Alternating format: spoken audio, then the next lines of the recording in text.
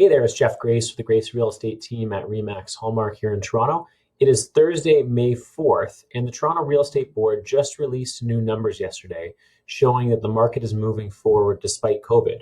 Let me switch over here so you can see what I'm talking about. I've been tracking the last 10 years or so of every monthly price gain through the city, and I've got charts and graphs and all of these numbers that I love using. And what I want to show you right here is this is 2020.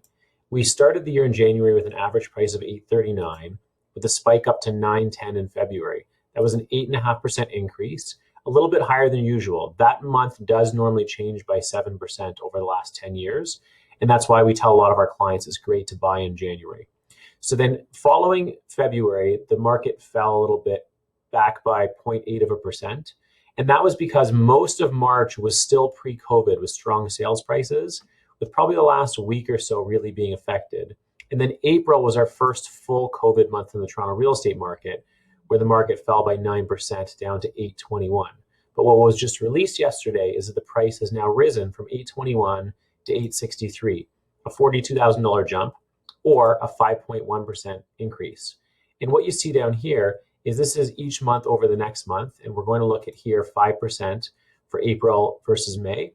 There's an average of 1%. So outside of here in 2017, when the market fell in that month, generally speaking, you'd have 2, 0, 3, 1, 2, 2, 2. So we've seen a very strong price growth between April and May. And if we put that into our graph here, you'll see that this line here is 2020.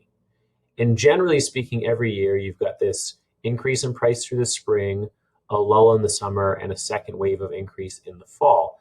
And we were starting down that path in 2020 when we began to decline because of COVID.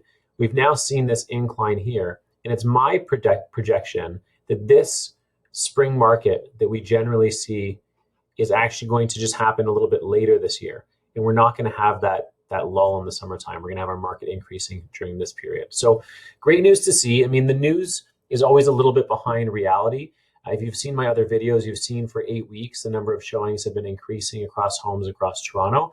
So I'm tracking this on a weekly basis. The Toronto Real Estate Board only publishes their numbers monthly. So if you have any questions, make sure to comment below or send me a private message. I'm happy to talk to you about your situation and what's happening with the market on any given day, not having to wait month to month. Because if you wait for an entire month for the numbers to come out, you've already missed that increase in price over the prior month.